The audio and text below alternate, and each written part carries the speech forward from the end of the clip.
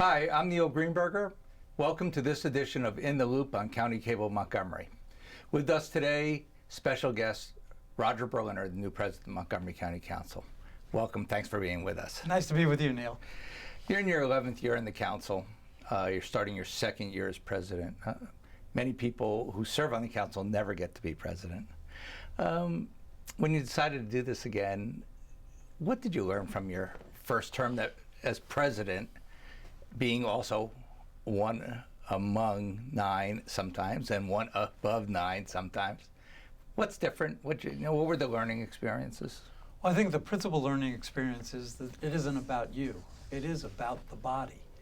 And so it is in some ways supplementing what is most important to you to make sure you're acting in concert with your colleagues. It's understanding their needs. It's understanding their perspective on issues. It's communicating with them. And then it's representing the body, not just myself.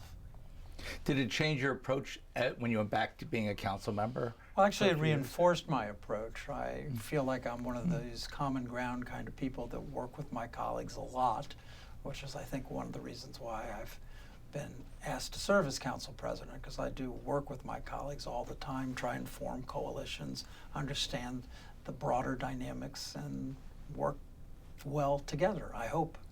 Well, in the world of serving, last year you were doing double duty. I don't know if everybody realized not only were you vice president of the council, but you were also president of the Washington Council of Governments, an organization that many people feel very important, but a lot of people don't know about. And as you completed your term, you also won the Skull Award for service around the region, which is a rare and very special award. So congratulations on that. Thank you. It was particularly gratifying, given that and David Skull are icons from Montgomery County and really did a lot for regional cooperation, and something that I've felt strongly about since joining the council.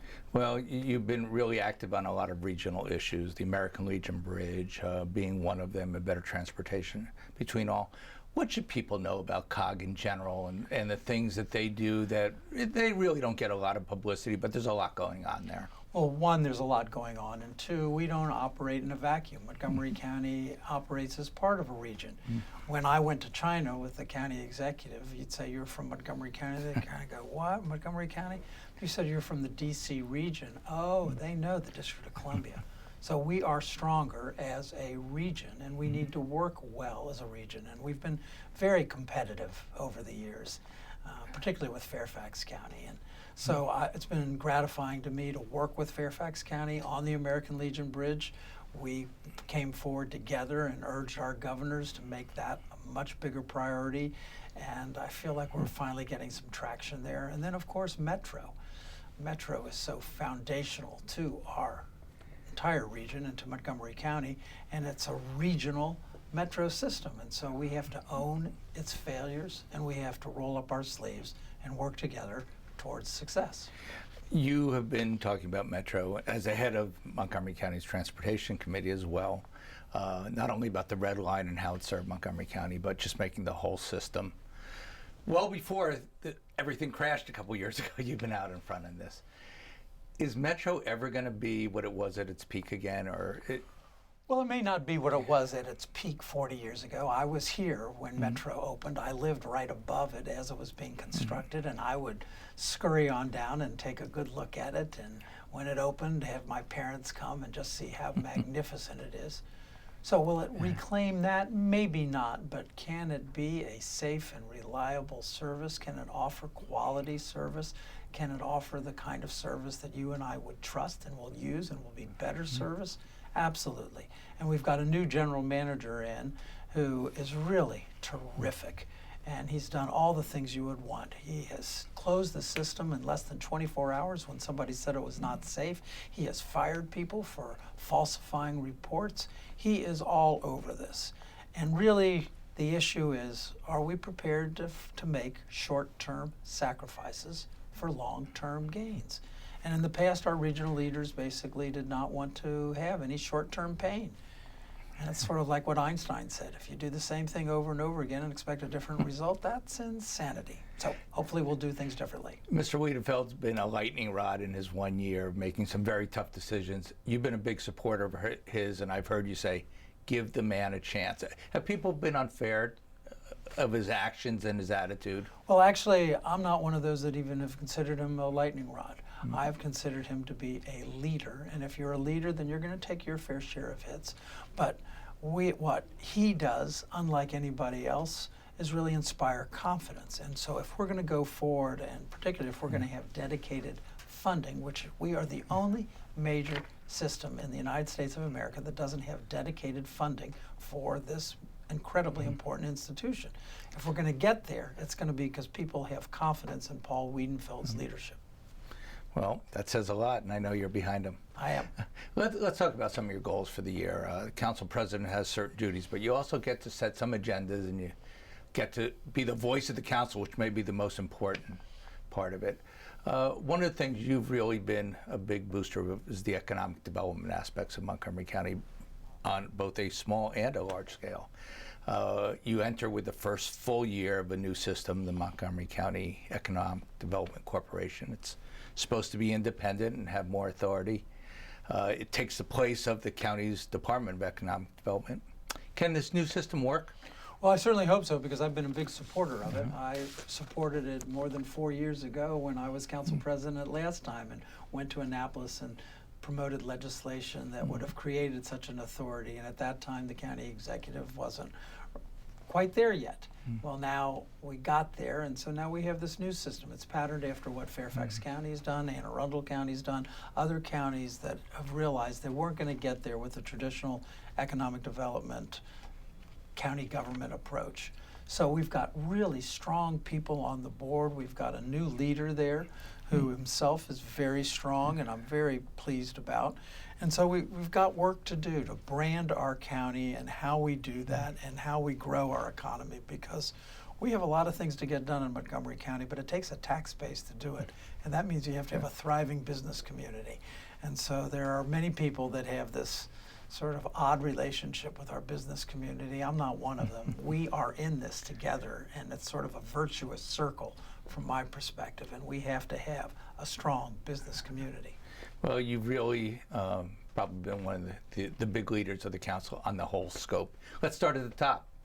Montgomery County made some big decisions, so did the state of Maryland, to keep Marriott here. Yes. And I think you were among the most outspoken that this is a good investment for Montgomery County. Is this a good investment? I think the return on investment is something like 14 to 1.